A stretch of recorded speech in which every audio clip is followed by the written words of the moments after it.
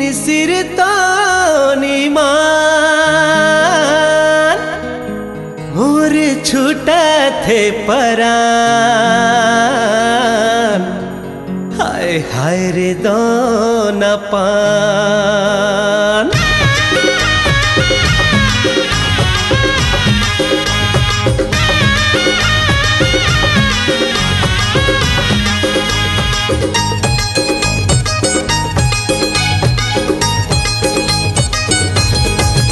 अरे आवो दोना पान मुछ मुछले मुस्कान,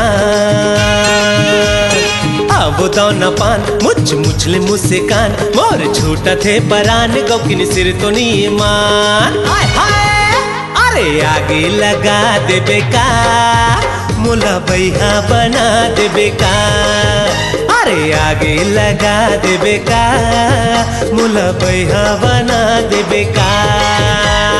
आवो दोना पान मुछ मुछले मुस्कान, आवो दोना पान मुछ मुछले मुस्कान मोर छूटा थे परान गौकिन सिर तो मान।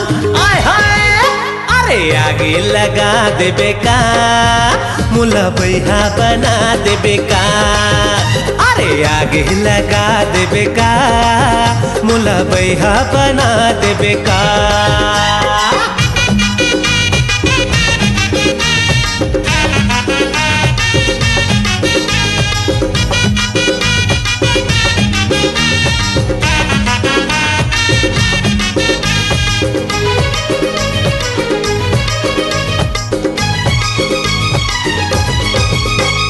हास थे मुच मुचले तारी चल जाते, मार थे नजरिया कटारी चल जाते।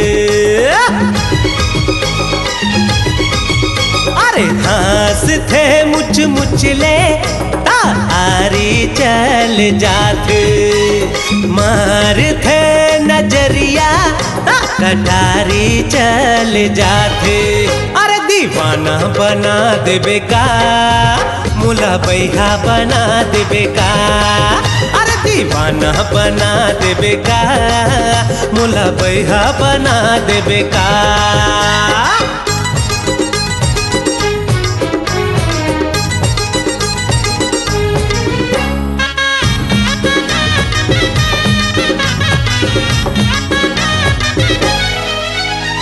सावन भादो में उमड़े जैसे नदिया के पानी, ऐसे आंग यंगले छल के टूरी के जवानी।